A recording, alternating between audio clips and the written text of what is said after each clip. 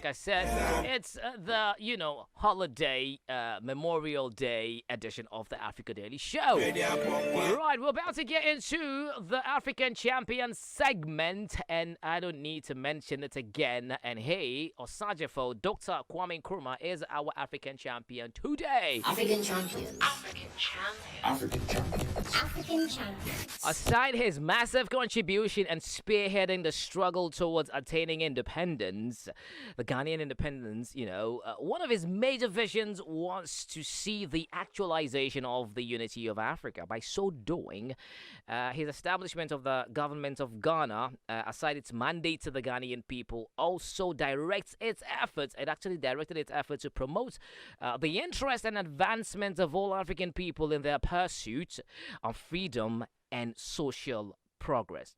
Now, it was his hope, Dr. Kwame Nkrumah, that Ghana would become the center for the discussion of African problems as a whole, and that with the cooperation of all other African territories, Ghana will be able to foster a common attitude to local problems and world problems, which will ensure that problems peculiar to Africa will receive the attention which they have not had for so long.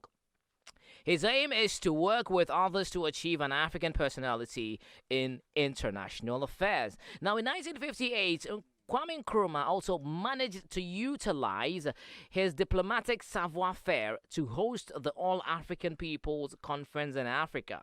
Now, it was the first time representatives of 8 different African states met to discuss the needs of African people. Topics discussed included non-alignment, African unity, and economic development. Because of this, Kwame Nkrumah was internationally regarded as the voice of the new Africa. Now, Ghana was certainly punching above its weight. Now, in April in 1960, Nkrumah called another conference in Africa to discuss positive action and security in Africa.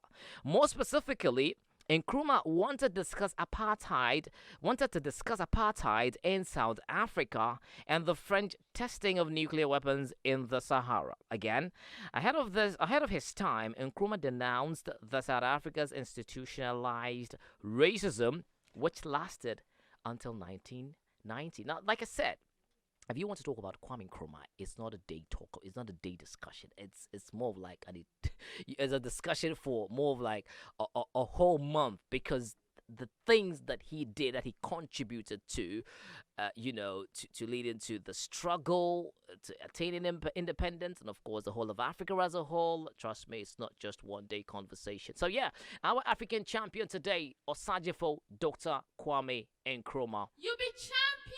You are an African champion. Yeah, now the ideals Nkrumah reiterated through his political career are still relevant in contemporary politics, as evident by the African Union today. Now, the African Union still calls for African countries to work together to confront shared social, political, and economic issues. Now, the idea of consolidating the African voice in global politics was very much a keystone of Nkrumah's leadership. Now, that's the kind of person we're talking about. African champion today, and trust me, I'd want to add that African champion forever.